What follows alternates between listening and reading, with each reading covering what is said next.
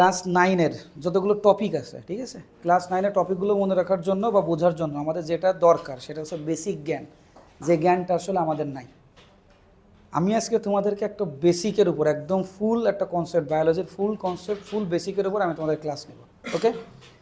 যে সকল চ্যাপ্টারগুলো দরকার ছিল, যে সকল চ্যাপ্টারগুলো থাকার দরকার ছিল, কিন্তু সেই চ্যাপ্টারগুলো না থাকার কারণে তোমাদের যে চ্যাপ্টারগুলো আছে এই চ্যাপ্টারগুলো বুঝতে অনেক কষ্ট হচ্ছে। ফুল ক্লাস কনসেন্ট্রেশনতে দেখবা, যদি আমি দেখছি কারো চোখ আমার চোখের সাথে আই কন্ট্যাক্ট নাই বা অন্যদিকে মানে আছে, তাহলে কপালে দুঃখ আছে। চলো, তো যেটা বায়োলজির মেন যেটা জ্ঞান, সেটা বলতে আমরা যেটা বুঝি সেটা হচ্ছে আমাদের বডি তৈরি হয়েছে সেল দিয়ে, সেল বা কোষ দিয়ে। একটা সেল বা কোষ দিয়ে তৈরি হয়েছে না, অনেকগুলো সেল বা কোষ দিয়ে তৈরি করা হয়েছে। তো আমরা কিন্তু একটা থিওরি জানি, সেটা কি জানো? অঙ্গাণু। অঙ্গাণু, অনেকগুলো অঙ্গাণু মিলে তৈরি করে কি একটা কোষ, অনেকগুলো কোষ মিলে তৈরি করে টিস্যু,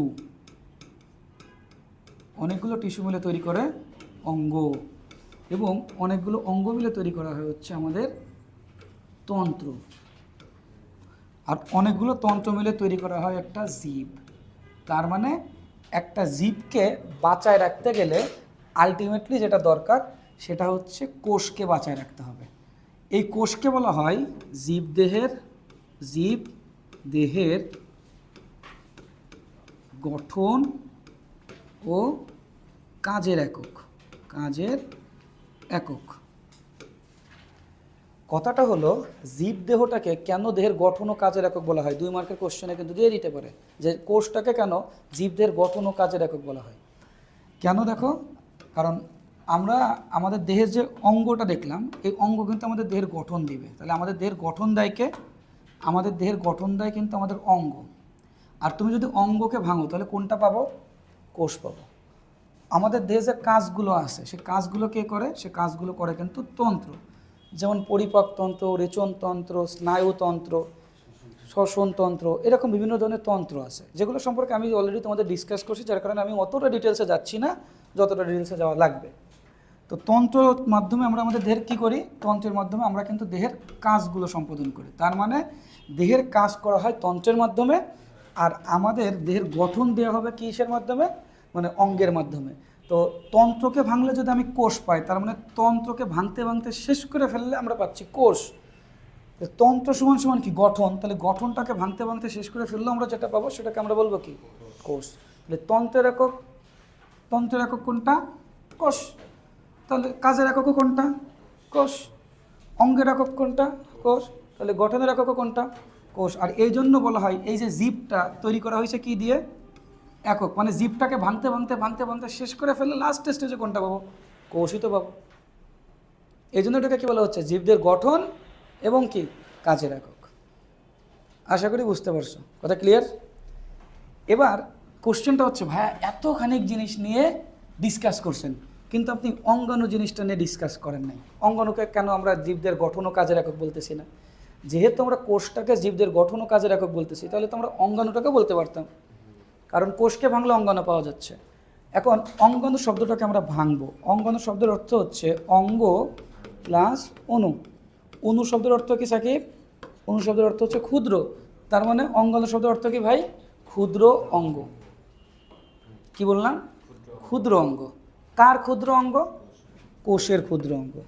তাহলে কোষের যে এক একটা ছোট্ট অংশ থাকে, কোষের যে ক্ষুদ্র অঙ্গগুলো থাকবে, ক্ষুদ্র অঙ্গ, ওইগুলোকে বলা হবে কি?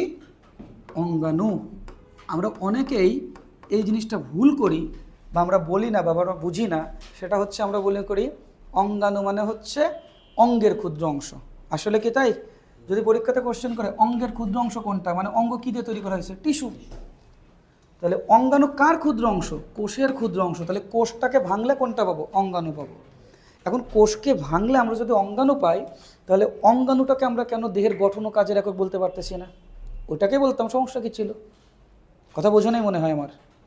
আমরা কোষটাকে বলতেছি দেহের গঠন ও কাজের একক, কারণ ভাঙতে ভাঙতে শেষ করলে কোষ পাচ্ছি, কিন্তু কোষটাকে ভেঙেও তো আমরা অঙ্গাণু পাচ্ছি। তাহলে অঙ্গাণু বলতাম, অঙ্গাণু বললাম না কেন?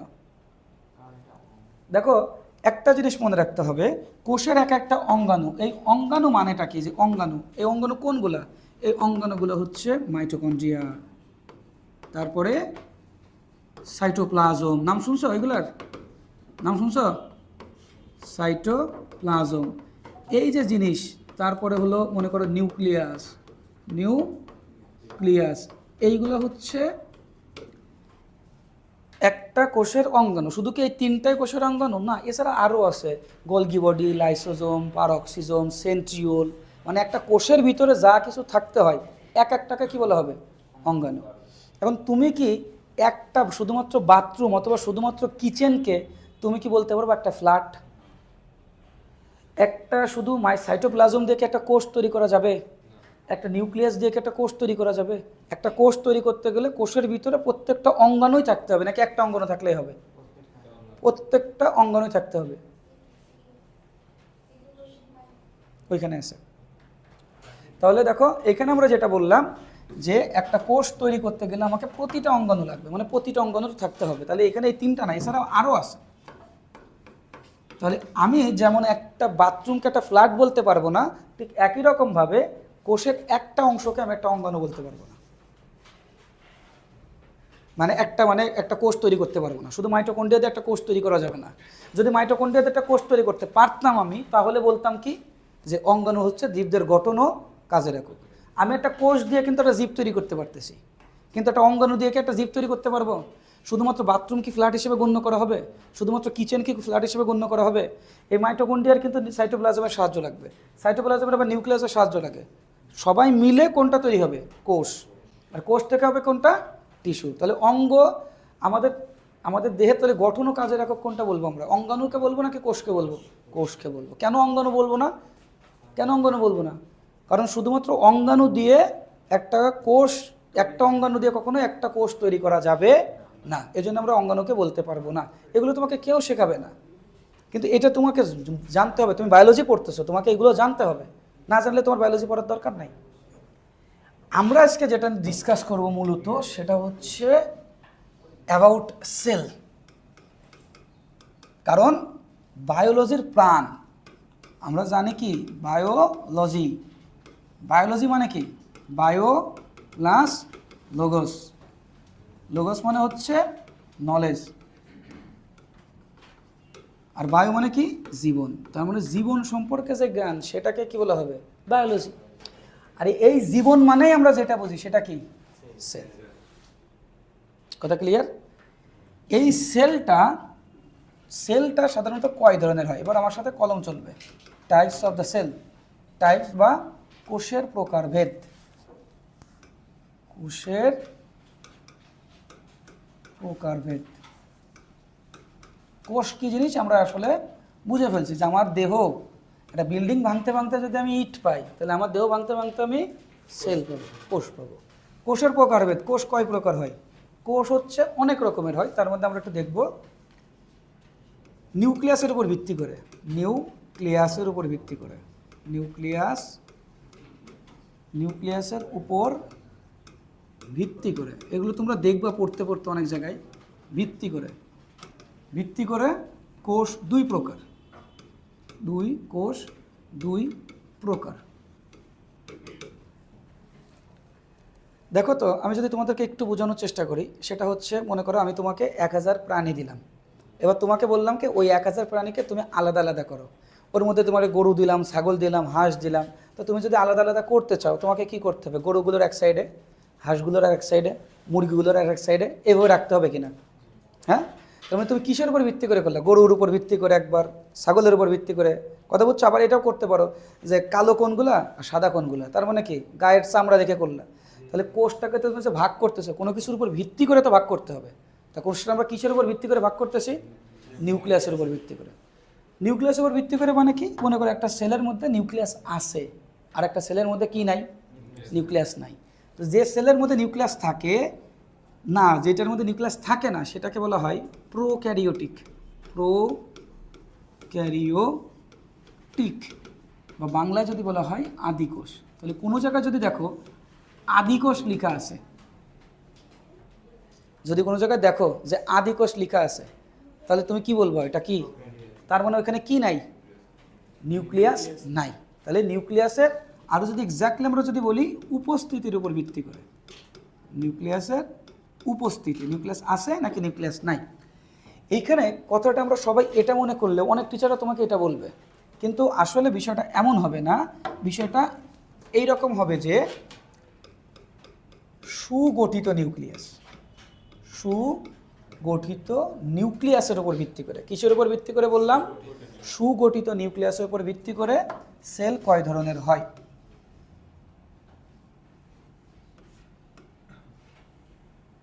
এখন এইখানে আরেকটা জিনিস আমরা দেখি, সেটা হচ্ছে যার মধ্যে সুগঠিত নিউক্লিয়াস থাকবে না তাকে আমরা কি বলবো, আদিকোষ। আর যার মধ্যে সুগঠিত নিউক্লিয়াস থাকবে সেটাকে কি বলা হবে, জানি আমরা, জানি না, সেটাকে বলা হয় কি, ইউক্যারিওটিক। ইউক্যারিওটিক আজকে যেগুলো শিখাবো এটা তোমার সারা জীবন কাজে লাগবে। ইউক্যারিওটিক এটাকে বলা হয় সুকেন্দ্রিক অথবা প্রকৃত কোষ। প্রকৃত কোষ।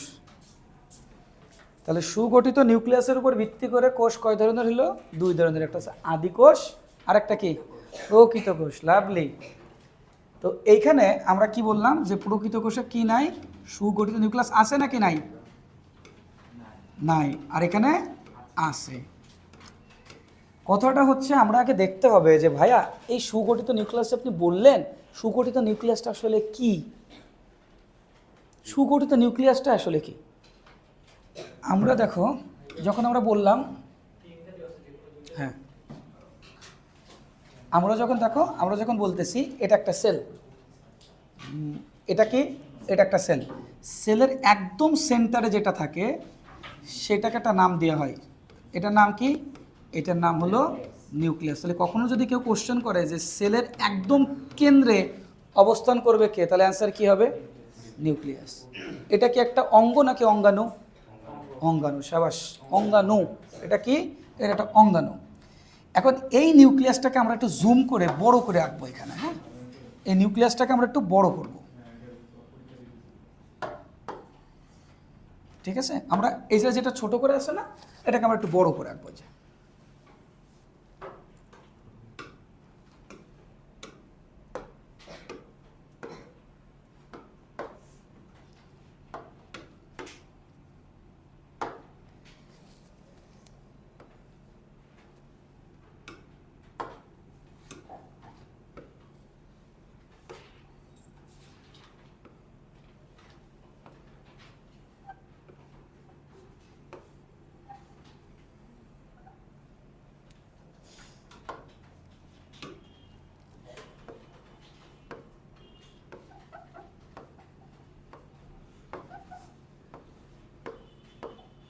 এই জায়গাটা দেখো, এই জিনিসটা কি বলতে পারবা,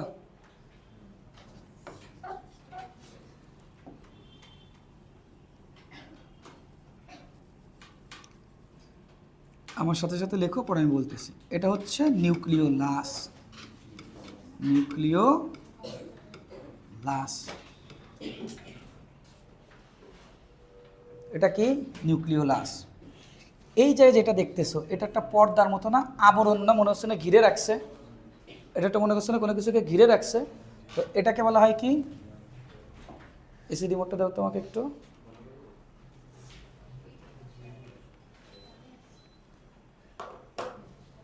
এইটাকে বলা হয় নিউক্লিয়ার আবরণ বা নিউক্লিয়ার মেমব্রেন, নিউক্লিয়ার আবরণ বা আবরণের ইংরেজিতে বলা হয় মেমব্রেন নামে রাখা হবে, মেমব্রেন।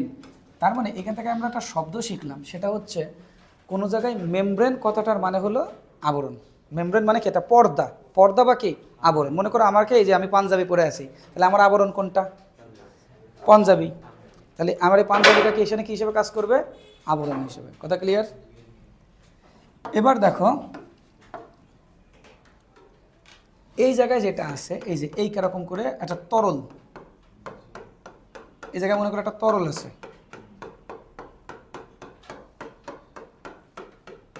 এই যে তরল, এই তরলটাকে বলা হয় নিউক্লিওপ্লাজম, নিউক্লিওপ্লাজম।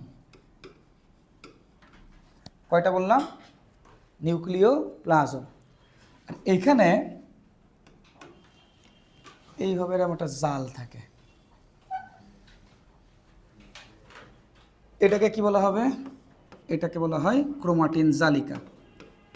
ক্রোমাটিন জালিকা। এখন আমাকে কোশ্চেন করো তো ভাইয়া, আমাকে একটু বলো, সেটা হচ্ছে এটা ছিল সেল, সেলের মধ্যে ছিল কি নিউক্লিয়াস। আমরা সেই নিউক্লিয়াসটাকে একটু বড় করে দেখলাম। নিউক্লিয়াসকে বড় করে দেখার পরে দেখো আমরা কয়েকটা জিনিস পাইছি, নিউক্লিয়ার আবরণ, নিউক্লিওপ্লাজম, নিউক্লিওলাস এবং ক্রোমাটিন জালিকা। এছাড়াও এইসব জায়গাগুলোতে দেখছো যে এরকম কিছু ছিদ্র দেখা যাচ্ছে না? দেখো তো যে এরকম কিছু ছিদ্র মতো হচ্ছে, মনে হচ্ছে না ছিদ্র? এখানে কিছু ছিদ্র আছে। এই ছিদ্রগুলোকে, এটাকে কি বলা হয়? এটাকে বলা হয় নিউক্লিয়ার রন্ধ্র। নিউক্লিয়ার রন্ধ্র, এটাকে কি নামে ডাকা হয়? নিউক্লিয়ার রন্ধ্র। রন্ধ্র মানে কি? ছিদ্র অথবা নিউক্লিয়ার পোর। তো অনেক সময় এটা নিউক্লিয়ার রন্ধ্র না দিয়ে এটা দিতে পারে, এটাকে বলা হবে নিউক্লিয়ার ছিদ্র। নিউক্লিয়ার রন্ধ্র অথবা নাকি নিউক্লিয়ার ছিদ্র, এটা নামেও ডাকা হতে পারে। অর্থাৎ এই জায়গা থেকে আমরা যেটা দেখলাম সেটা হচ্ছে একটা নিউক্লিয়াসের কয়টা অংশ থাকবে ভাইয়া? 5টা অংশ। কি কি? Nuclear membrane, nucleoplasm, nucleolus, chromatin জালিকা, আর কি নিউক্লিয়ার রন্ধ্র। এই ক্রোমাটিন জালিকার মধ্যে লিখে রাখো, এই ক্রোমাটিন জালিকা দুটো জিনিস দিয়ে তৈরি করা হয়। একটা হলো ডিএনএ, আর একটা কি হিস্টোন। তো আমরা কি বললাম? ক্রোমাটিন জালিকা কয়টা জিনিস দিয়ে তৈরি করা হবে? ডিএনএ প্লাস কি হিস্টোন। সুগঠিত নিউক্লিয়াস, একটা সুগঠিত নিউক্লিয়াস বলতে আমরা আসলে বুঝি কোনটা? একটা সুগঠিত নিউক্লিয়াস মানে হচ্ছে ওই নিউক্লিয়াসের মধ্যে এইসব জিনিসগুলো থাকতে হবে। মনে করো কোনো একটা সেলের মধ্যে শুধুমাত্র ডিএনএটা আছে, তাহলে আর কিছু নাই, তখন তুমি কি সুগঠিত নিউক্লিয়াস বলতে পারবা? তাহলে সুগঠিত নিউক্লিয়াস মানে কি হবে? নিউক্লিয়ার আবরণ থাকবে, নিউক্লিয়ার প্লাজম, নিউক্লিওলাস, ক্রোমাটিন জালিকা, নিউক্লিয়ার রন্ধ্র, এগুলো সব থাকবে। তখন আমরা সেটাকে কি বলবো? সুগঠিত নিউক্লিয়াস। যদি এগুলো না থাকে তাহলে সুগঠিত নিউক্লিয়াস বলবো? শুধুমাত্র কোনটা থাকে? আর শুধুমাত্র ডিএনএ থাকে কোনটাই? শুধুমাত্র ডিএনএ থাকে হচ্ছে আদিকোষে। তাহলে আদিকোষে কি নিউক্লিয়াস আছে নাকি নিউক্লিয়াসের একটা অংশ আছে? নিউক্লিয়াসের শুধু একটা অংশ আছে, কিন্তু সুগঠিত একটা নিউক্লিয়াস নাই। তাহলে আমরা যদি বলে যে আদিকোষ কাকে বলে, তাহলে যে কোষে সুগঠিত নিউক্লিয়াস থাকে না কিন্তু নিউক্লিয়াসের শুধুমাত্র কোনটা থাকবে? ডিএনএ থাকবে, সেটাকে কি বলা হবে? আদিকোষ। আর প্রকৃত কোষে কোনটা আছে? এইখানে যা দেখতে পাচ্ছি আমরা সব কিছু কোন কোষের মধ্যে আছে? প্রকৃত কোষের মধ্যে আছে। এই জন্য সেটাকে কি বলা হচ্ছে? প্রকৃত কোষ। তাহলে আদিকোষ এবং প্রকৃত কোষ তো আমরা বুঝছি। সুগঠিত নিউক্লিয়াস কি জিনিস সেটা আমরা বুঝলাম। তাহলে এক জায়গায় সুগঠিত নিউক্লিয়াস আছে, আর এক জায়গায় সুগঠিত নিউক্লিয়াস কি নাই। এখন আমরা যেটা দেখব যে প্রোক্যারিওটিকের নাম প্রোক্যারিওটিক কেন, আর ইউক্যারিওটিকের নাম ইউক্যারিওটিক কেন। ঠিক আছে? নামগুলোর ব্যাখ্যা কেউই সাধারণত দিতে চায় না, কিন্তু আমরা প্রত্যেকটা ব্যাখ্যা জেনে যাব। প্রোক্যারিওটিক, প্রো শব্দের অর্থ হচ্ছে আগে, প্রো। আর এইখানে একটা শব্দ পাওয়া যায় ক্যারিয়ন, ক্যারিওন। ক্যারিয়ন শব্দের অর্থ হচ্ছে নিউক্লিয়াস।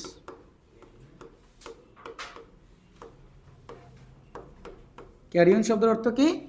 নিউক্লিয়াস। তাহলে প্রোক্যারিওটিক শব্দের অর্থ কি? নিউক্লিয়াসের আগে। ওই জায়গায় যেটা আমরা দেখে আসলাম সেখানে কি নিউক্লিয়াস হয়েছিল, সুগঠিত হয়েছিল? মনে করো আমি তোমাকে আরেকটু সহজে যদি একটু বোঝানোর চেষ্টা করি, দেখো এদিকে তাকাও, আমার দিকে তাকাও, তারপরে লেখো। এটা মনে করো এই যে এ থেকে বি এইটুকু একটা অবস্থা, আর এ থেকে সি এইটুকু একটা অবস্থা। তো এ থেকে যদি তুমি সি পর্যন্ত যাইতে পারতা তাহলে দেখা যাচ্ছে তুমি নিউক্লিয়াসটা পাইতা। কিন্তু তুমি এ থেকে বি পর্যন্ত যাওয়ার সাথে সাথেই তুমি যখনই এ থেকে বি পর্যন্ত চলে গেছো তখন একটা থেকে দুইটা হয়ে গেছে। তাহলে কি তুমি এই জায়গা দেখো, আবার বলতেছি, এ থেকে সি পর্যন্ত গেলে নিউক্লিয়াস পাবো, সুগঠিত নিউক্লিয়াস পাবো। কোন নিউক্লিয়াস পাবো? সুগঠিত নিউক্লিয়াস পাবো। কিন্তু আমি কি এই যে বি পর্যন্ত গেছি, তার মানে কি আমি সি পর্যন্ত যাইতে পারছি? তাহলে কি এখানে সুগঠিত নিউক্লিয়াস আমি পাবো? তাহলে এ থেকে বি পর্যন্ত অবস্থাটাকে আমরা কি বলতে পারি? নিউক্লিয়াসের আগের অবস্থা। তাহলে সেটাকে কি বলা হবে? আদিকোষ। তাহলে আদিকোষে কি নাই? সুগঠিত নিউক্লিয়াস নাই। কেননা সুগঠিত নিউক্লিয়াস হওয়ার জন্য যে সময়টা বা যে অবস্থাটা সেটাকে অতিক্রম করতে পারে নাই। কথা বুঝছো? কিন্তু প্রকৃত কোষে দেখো তো এখানে কি, এই জায়গা থেকে প্রকৃত কোষ মানে কি, এই কালি দিয়ে বুঝালাম আমি প্রকৃত কোষ। তাহলে প্রকৃত কোষ মানে কি আছে, সেখানে নিউক্লিয়াসটা আছে। তাহলে নিউক্লিয়াসটা কেমন, সুন্দর, ভালো। তাহলে প্রোক্যারিওটিক শব্দের অর্থ কি, নিউক্লিয়াস সংগঠন হবে কি নাকি হবে না, হবে। প্রোক্যারিওটিকে হবে না। তার মানে এটাকে আমরা কি বলতে পারি, আরেকটা নাম দিতে পারি, সেটা হচ্ছে নিউক্লিয়াস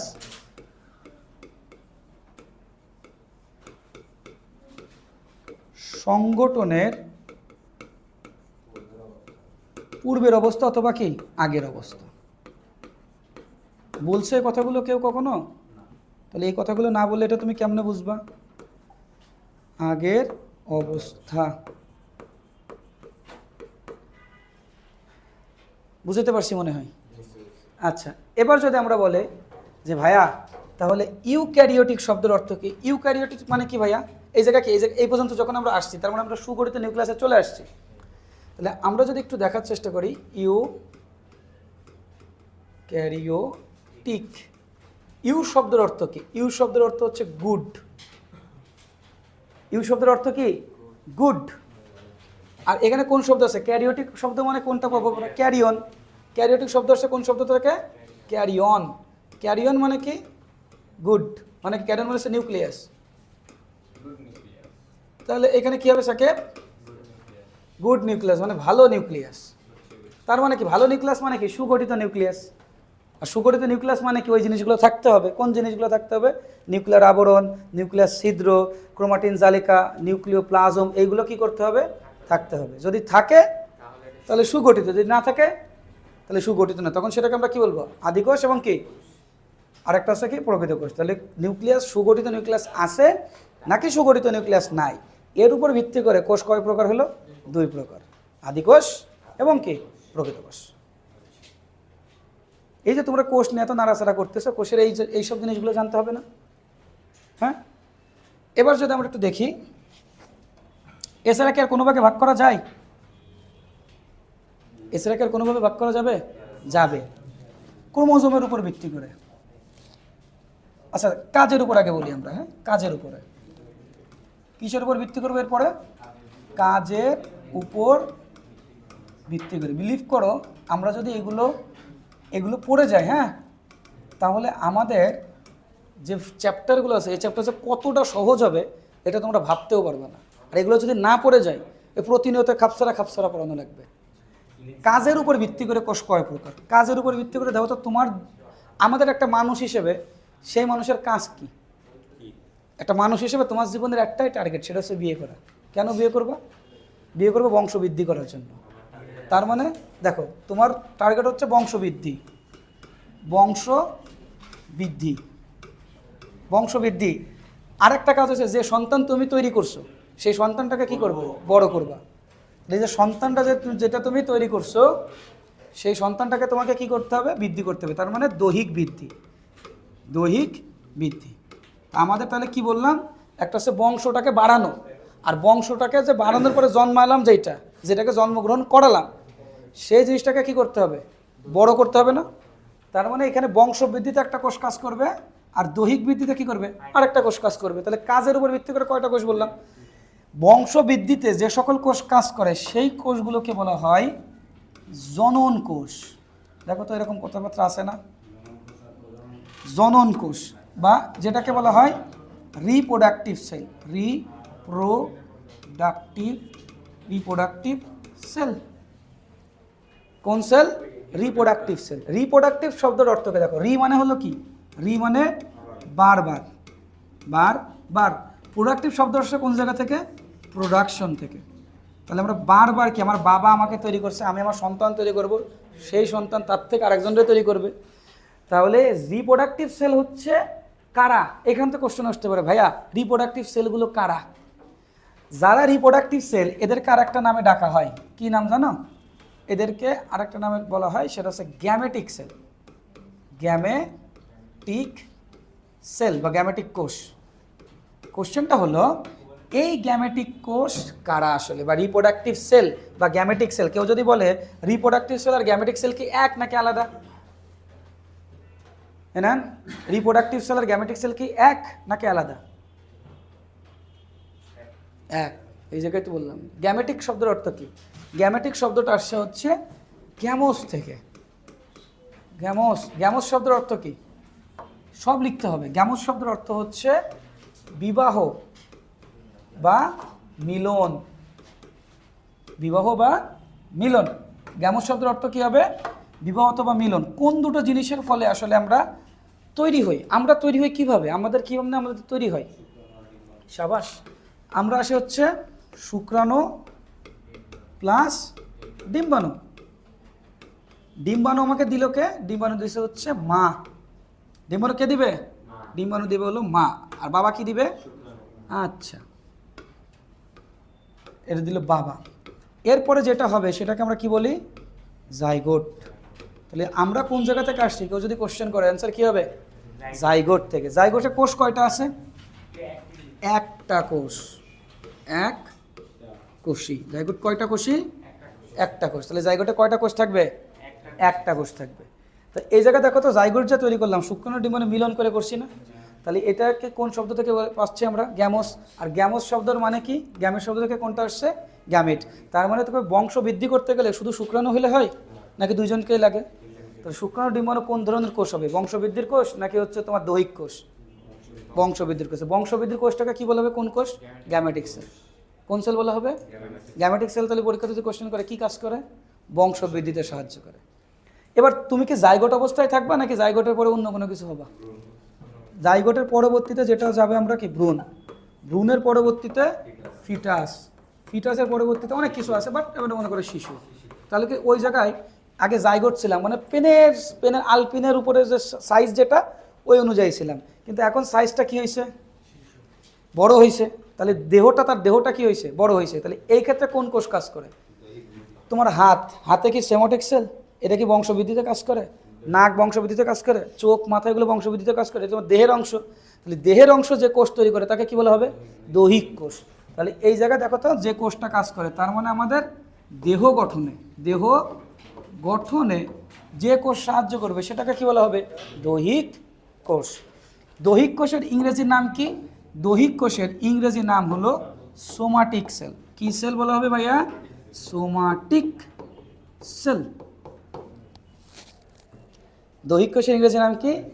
সোমাটিক সেল। কোনো একটা শব্দ, সোমা শব্দের অর্থ কি? দেখো এখানে সোমাটিক কেন বলা হচ্ছে? সোমা শব্দের অর্থ হচ্ছে বডি। এই সোমা শব্দ আমরা অনেক জায়গায় দেখবো, যেমন রাইবোজোম, নিউক্লিওজোম, পারঅক্সিজোম। তার মানে এই যে যখনই জোম থাকবে, জোম কতটা থাকবে, তখন আমরা সেটাকে কি বুঝবো? বডি। কথা বুঝছো? তাহলে আমাদের বডি তৈরিতে যে সেল হেল্প করতেছে সেটাকে কি বলা হবে? সোমাটিক সেল অথবা দৈহিক কোষ। মনে থাকবে? এইখানে একটা জিনিস তোমাদেরকে লিখে রাখতে হবে, যেহেতু আমরা এখানে ঢুকছি, সেটা হচ্ছে এই গ্যামেটিক সেল হচ্ছে হ্যাপ্লয়েড। গ্যামেটিক সেল কি? গ্যামেটিক সেলটা হচ্ছে হ্যাপ্লয়েড। ঠিক আছে না? যা হ্যাপ্লয়েড তার সারা জীবন হ্যাপ্লয়েডই। তো এই গ্যামেটিক সেলটা কি বললাম ভাইয়া? গ্যামেটিক সেলটা কি? গ্যামেটিক সেলটা হচ্ছে হ্যাপ্লয়েড। আর এই জায়গাতে সোমাটিক সেল আসলো, এই সোমাটিক সেল হচ্ছে ডিপ্লয়েড। হ্যাপ্লয়েড বোঝানোর ক্ষেত্রে সবসময় যেটা ব্যবহার করা হয় এন। কোনো জায়গায় যদি বলে যে এন, তাহলে এন দিয়ে কি বোঝাচ্ছে? নাম্বার অফ ক্রোমোজোম, এবং সেটা হচ্ছে হ্যাপ্লয়েড। আর এই জায়গা যেটা আছে, এই যে এটা ডিপ্লয়েড, বডি তৈরিতে যেটা হেল্প করে সেটাকে কি বলা হয়? ডিপ্লয়েড। সেখানে কত আছে? 2n। তাহলে 2n মানে কি? সে জায়গায় ডিপ্লয়েড ক্রোমোজোম আছে। আর এন মানে কি? সে জায়গায় হ্যাপ্লয়েড ক্রোমোজোম আছে। হ্যাপ্লয়েড ক্রোমোজোমের মধ্যে যদি বলা হয় এখানে কয়টা ক্রোমোজোম আছে? 23টি। আর ডিপ্লয়েড ক্রোমোজোমের 2n মানে 2 × 23, তাহলে কত হবে? 46টা ক্রোমোজোম আছে। তাহলে আমার চোখে কয়টা ক্রোমোজোম আছে? 23টা। চোখ কি গ্যামেটিক সেল না সোমাটিক সেল? Somatic sell. দেহের একটা অংশ না? দেহের অংশটা অলওয়েজ কি হবে? ডিপ্লয়েড। তার মানে সেখানে কয়টা হবে? 46টা। এরকম কোশ্চেন দিতে পারে ডিরেক্টলি, এরকম যে কোশ্চেন দেবে বিষয়টা এমন না। তুমি শুধু পড়ে গেছো ডিপ্লয়েড মানে 46, কিন্তু তোমাকে এটা না দিয়ে তোমাকে কোশ্চেন করতেছে তোমার কানে কয়টা ক্রোমোজোম আছে, অ্যান্সার কি হবে? 46টা, মানে তোমার দেহের অংশ। তাহলে দেহ তৈরিতে যে ক্রোমোজোম হেল্প করতেছে এটাকে বলা হয় কি ডিপ্লয়েড, মানে তাদের ক্রোমোজোম নাম্বার হচ্ছে ডিপ্লয়েড। আর আমাদের গ্যামেট তৈরিতে যেটা হেল্প করবে তাকে সেটাকে বলা হবে কি হ্যাপ্লয়েড। হ্যাপ্লয়েডে কয়টা ক্রোমোজোম থাকবে? 23টা। ডিপ্লয়েডে কয়টা ক্রোমোজোম থাকবে? এখন কেউ যদি কোশ্চেন করে হ্যাপ্লয়েড ক্রোমোজোম কোন জায়গা থাকে, হ্যাপ্লয়েড ক্রোমোজোম কোন জায়গা থাকবে? এই যে গ্যামেটিক সেলে। গ্যামেটিক সেল কোন দুটো? শুক্রাণু এবং কি ডিম্বাণু। তাহলে এইখানে হ্যাপ্লয়েড ক্রোমোজোম কোন জায়গা থাকবে? শুক্রাণু এবং ডিম্বাণুতে। বুঝছে? ওকে, এবার দেখো আমরা কি আসলে তাহলে ক্রোমোজোমের উপর ভিত্তি করে কি কোষকে ভাগ করতে পারি? পারি না। ক্রোমোজোমের উপর ভিত্তি করে কিন্তু কোষকে ভাগ করা যায়। তাহলে কত কিছুর উপর ভিত্তি করে কোষকে ভাগ করা যায়? দেখো, ক্রোমোজোমের উপর ভিত্তি করে, ক্রোমোজোমের উপর ভিত্তি করে ভাগ করা হচ্ছে। ক্রোমোজোমের উপর ভিত্তি করে ভাগ করে কি করা হবে? একটা কি হ্যাপ্লয়েড, আরেকটা কি ডিপ্লয়েড।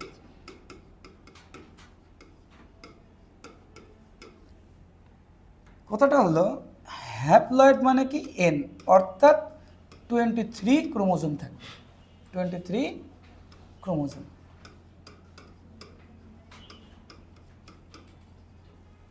ডিপ্লয়েড মানে কি 2n, অর্থাৎ 2 × 23, তার মানে 46টা ক্রোমোজোম।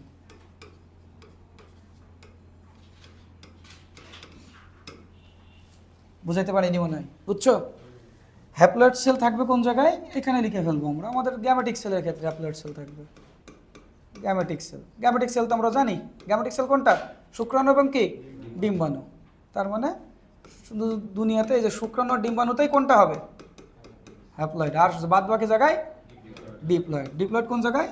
সোমাটিক সেলের ক্ষেত্রে, অর্থাৎ আমাদের দেহকোষের ক্ষেত্রে।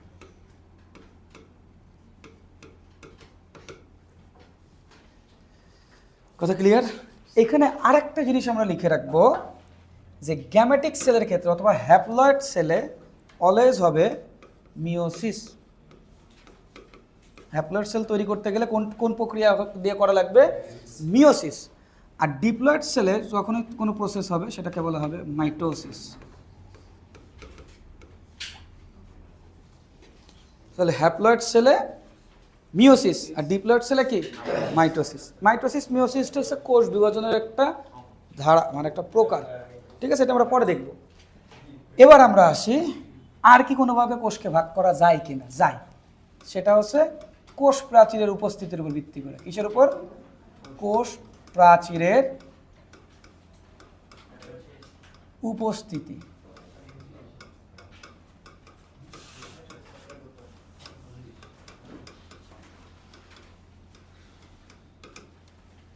এক জায়গায় কোষ প্রাচীর থাকে, আরেক জায়গায় কি থাকে না? কোষ প্রাচীর থাকে না। কোষ প্রাচীর কাদের থাকে? মনে করো এইটা একটা সেল, এটা আর একটা সেল। এই সেল এবং এই সেলের মধ্যে পার্থক্যটা যদি একটু ওদেরকে একটু দেখাই। এই সেলে দেখো পার্থক্যটা, এই যে এই সেলে মনে হচ্ছে না এই এই জায়গার বাইরে আর একটা কিছু আছে। তো এই জায়গায় লাস্টে যেটা থাকে এটাকে বলা হয় কোষ প্রাচীর। কোষ প্রাচীর, ঠিক আছে? আর এই জায়গায় দেখো এই যে মাঝখানে যেটা আছে এই জায়গায়, এই আবরণটাকে বলা হয়, এটাকে বলা হয় কোষ কোষ ঝিল্লি। তাহলে কোষ প্রাচীর এবং কি বললাম? কোষ ঝিল্লি। এই জায়গায় কয়টা আবরণ দেখতেছো? তাহলে এর বাইরের আবরণটা কি আছে? এই বাইরের আবরণটা না, দেখো এরকম। আমি তুমি তাহলে তোমাদের বোঝার জন্য আর একটা কালার দিয়ে দিলে, ওই কালারটা দিয়ে দিলে বুঝতে পারবো। এবার দেখো বাইরের আবরণটা কি আছে নাকি শুধু ভিতরের আবরণটা আছে? শুধু ভিতরের আবরণটা আছে। তো শুধু যখন ভিতরের আবরণটা থাকে এটাও কি কোষ ঝিল্লি।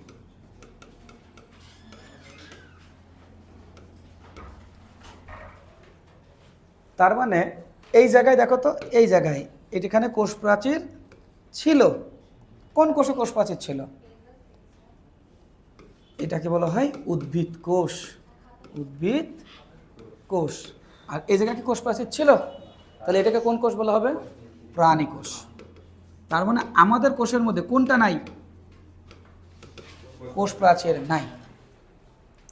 মনে রাখো, কোষ প্রাচীরের যে প্রধান উপাদান যেটা যেটা দিয়ে কোষ প্রাচীর তৈরি করা হয়, যে রাসায়নিক পদার্থ বা কেমিক্যাল কম্পোনেন্টের মাধ্যমে, সেটাকে বলা হয় সেলুলোজ।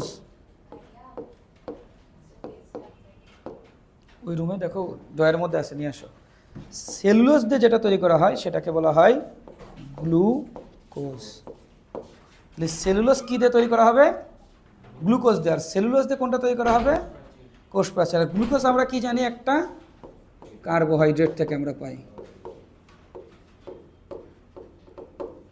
তাহলে গাছের কার্বোহাইড্রেট থেকে কোনটা পাবে? গ্লুকোজ থেকে কোনটা পাবে? সেলুলোজ। সেলুলোজ থেকে কোনটা পাবে?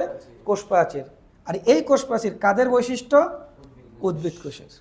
এই কোষ প্রাচীর কি প্রাণী কোষে থাকে?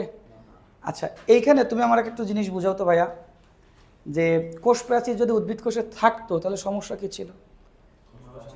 মানুষ হাঁটা চলাফেরা কোনো কিছু করতে পারতো না। আর একটা জিনিস এখান থেকে আর একটা কোশ্চেন করে, আচ্ছা আমি এই জিনিসটা ব্যাখ্যা দিয়ে আসি। সেটা হচ্ছে মানুষ হাঁটাচলা করতে পারতো না মানে গাছ যেখানে জন্মগ্রহণ করে ওই জায়গায় বাড়ে, ওই জায়গায় মৃত্যুবরণ করে, সব কিছু ওইখানেই হয়। তাই ওই জিনিসটা মোটা হওয়া লাগবে না? একটু মজবুত হওয়া লাগবে না? কারণ যদি মজবুত না হয় তাহলে তো অক্কা গাছ আমাকে ঘরের মধ্যে ঠেলে উঠবে, সেটা তো আমাদের জন্য খারাপ। তাহলে কী করতে হবে? গাছকে নির্দিষ্ট একটা স্ট্রংনেস দিতে হবে, যার জন্য ওইখানে গাছের মধ্যে কী আছে? কোষ প্রাচীর আছে। কিন্তু আমাদের যদি থাকতো আমি কথাই বলতে পারতাম না। আমি কি করতে পারতাম না? কথাই বলতে পারতাম। এই কারণে আমাদের দেহে উদ্ভিদ কোষে উদ্ভিদ নড়াচড়া করে না, ওই জন্য ওদের কোষ প্রাচীর আছে। কিন্তু আমরা নড়াচড়া করি, এই জন্য আমাদের কোষে গিয়ে নাই, কোষ প্রাচীর নাই। এবার এইটা না কোশ্চেন করে আরেকটা কোশ্চেন দিল তোমাকে, যে উদ্ভিদ কোষ বড় নাকি প্রাণী কোষ বড়? তোমার কাছে এটা কোনটা বড় লাগতেছে সাকিব? কোনটা বড় লাগতেছে? উদ্ভিদ কোষ বড় লাগতেছে। কেন? দেখো তো, এখানে এই জিনিসটা সরাই দিলাম, এই জিনিসটাকে আমি সরাই দিলাম, এখন দুটো কি সেম সেম লাগতেছে? মনে করো সেম সেম আছে। আর এই জিনিসটা দিয়ে দিলাম, তাহলে এখন কি লাগতেছে? বড়। তাহলে কোষ প্রাচীর উদ্ভিদ কোষে থাকে বিদায় এটাকে বলা হবে কি? উদ্ভিদ কোষটা বড়, প্রাণী কোষটা কি? ছোট। কথা ক্লিয়ার? এবার আমরা ফিরে আসি আমাদের মেন জিনিসগুলোতে। সেটা হচ্ছে এই যে যখন আমরা পড়ছিলাম যে প্রোক্যারিওটিক বা আদি কোষ আর ইউক্যারিওটিক বা প্রকৃত কোষ, তাহলে প্রোক্যারিওটিক বা আদি কোষ, এই আদি কোষের উদাহরণ কি? কারা আদি কোষ? এরকম আমি তোমাদের একটা উদাহরণ দিই, একটা মনে রাখো, অত মনে রাখতে পারবে না। সেটা হচ্ছে ব্যাকটেরিয়া। ব্যাকটেরিয়া, তার মানে ব্যাকটেরিয়া দেখো তো কোন কোষ? প্রোক্যারিওটিক কোষ। এবার ও আমাকে একটা কোশ্চেন বলতেছি, ও আমাকে কোশ্চেন করছে সেটা ভাইরাস হবে কিনা। না, ইউক্যারিওটিকের মধ্যে পড়ে কোনটা? মানুষ। তাহলে ভাইয়া ভাইরাস তাহলে কি? প্রোক্যারিওটিকের মধ্যেও ভাইরাস পড়তেছে না, ইউক্যারিওটিকের মধ্যেও ভাইরাস পড়তেছে না, তাহলে ভাইরাস আসলে কি? ভাইরাস কি? ভাইরাসটা হচ্ছে অকোষীয়। ভাইরাস অকোষীয়। ভাইরাস অকোষীয় মানে কোনো কিছু একটা জিনিস যে সাধারণত আপনার তো সেল না হইলে তো আমাদের বডিতে তো বিস্তার লাভ করতে না। যেহেতু ভাইরাস আমাদের বডিতে ঢুকে আমাদের বডির মধ্যে রোগ জীবাণু তৈরি করে, তার মানে অবশ্যই সে সেল। তা আবার বলতেছেন অকোষীয় কোষ না, আবার বলতেছেন আবার আমার বডিতে রোগ তৈরি করতেছে, আপনি পাগল হয়ে গেছেন। অকোষীয় মানে কি? একটা কোষ তৈরি করতে গেলে শুধু কি সাইটোপ্লাজম লাগে? শুধু কি গলগি বডি লাগে? শুধু কি রাইবোজোম লাগে? সব জিনিসগুলো লাগে কিনা? ভাইরাসের বডিতে দেখো তো, এই যে আমরা প্রোক্যারিওটিক সেল বললাম, আদি কোষে শুধুমাত্র কোনটা থাকবে? সে অংশটার নাম কি? ডিএনএ। তাহলে আদি কোষে কি নাই? সুগঠিত নিউক্লিয়াস নাই। কিন্তু আদি কোষে একটা জিনিস আছে, সেটা হচ্ছে কি? আদি কোষে কিছু থাকুক আর না থাকুক,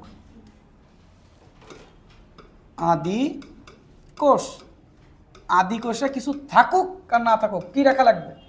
ডিএনএ প্লাস রাইবোজোম। আদি কোষে কিছু থাকুক আর না থাকুক, কি রাখা লাগবে? ডিএনএ থাকা লাগবে প্লাস রাইবোজোম থাকা লাগবে। কিন্তু প্রকৃত কোষে আল্লাহর রহমতে সব আছে। তার মানে আমাদের কোষের মধ্যে সব আছে। আমাদের কোষে রাইবোজোম তো আছেই, রাইবোজোম সহ সব আছে। আর আদি কোষে রাইবোজোম আর ডিএনএ বাদে ব্যতীত কিছুই নাই, কিছুই নাই, কিছুই নাই আদি কোষে, শুধু রাইবোজোম আর ডিএনএ আছে। কিন্তু অকোষীয়র মধ্যে শুধুমাত্র ডিএনএ থাকে, রাইবোজোমও থাকে না।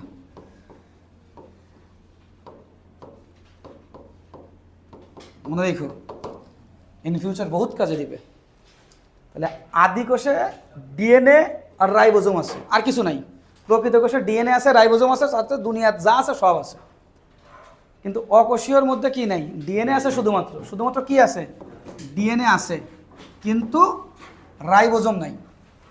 তার মানে কি সাইটোপ্লাজম আছে? কিচ্ছু নাই, দুনিয়াতে যা আছে কিছুই নাই। তাহলে কি ওটাকে তুমি একটা আদর্শ কোষ বলতে পারবা? তখন আমরা সেটাকে কি নামে ডাকতেছি? অকোষীয়। তখন আমরা সেটাকে কি নামে ডাকতেছি? অকোষীয় নামে। তো অকোষীয় মানে কি? কোষ ঠিকই, কিন্তু একটা কোষ গঠনের জন্য যে উপাদানগুলো থাকা দরকার সেগুলো নাই। কি বললাম সাকিব? নাই, একদমই নাই। তাহলে আমি কি বলতে পারবো? তবে মানুষ ঠিকই, কিন্তু তোমার হাত নাই, নাক নাই, মুখ নাই, কোনো কিছুই নাই। তাহলে তুমি কি মানুষ? মানুষের মতো একটা গঠন, কিন্তু ওই রকম গঠনটা না যেটাকে একটা মানুষের আসলে হওয়া উচিত। হয়েছে? আচ্ছা, এবার এই কোষটাকে তাদের কি কি জিনিস থাকতে পারে এর উপর ভিত্তি করে কিন্তু আবার কয়টা ভাগে ভাগ করা হয়। কি কি জিনিস থাকতে পারে একটা কোষের মধ্যে? সেটা হচ্ছে, দেখো, একটা কোষ, এই কোষের মধ্যে কিছু জিনিস আছে যারা জড় পদার্থ মানে জড়। প্রথমে লেখো জীবিত বা লিভিং। আর কিছু আছে যেগুলো মৃত বা নন লিভিং।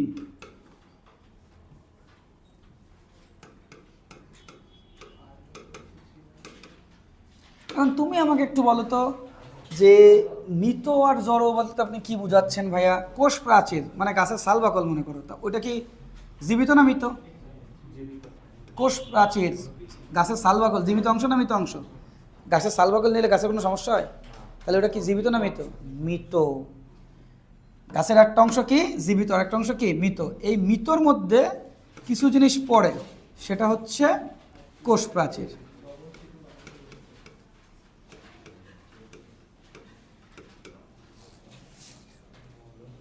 কেউ যদি কোশ্চেন করে গাছের কোষ প্রাচীরটা মৃত অংশ নাকি জীবিত অংশ, আনসার কি হবে?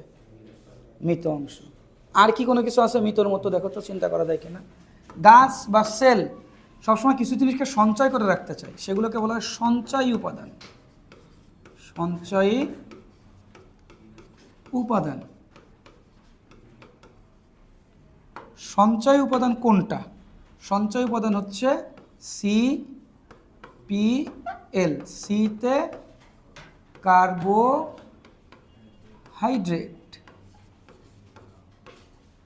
পিতে প্রোটিন, এলতে লিপিড।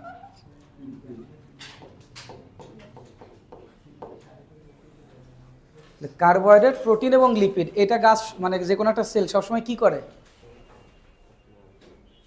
কি লিখছি? সঞ্চয় করে। কেন সঞ্চয় করে? আমরা টাকা কেন সঞ্চয় করি?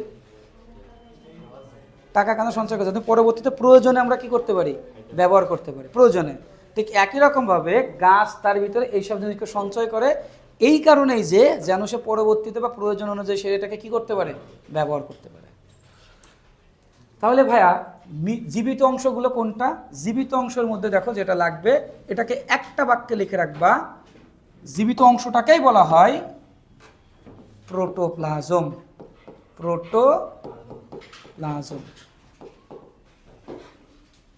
জীবিত অংশটাকে কি বলে কি নাম দিচ্ছি আমরা?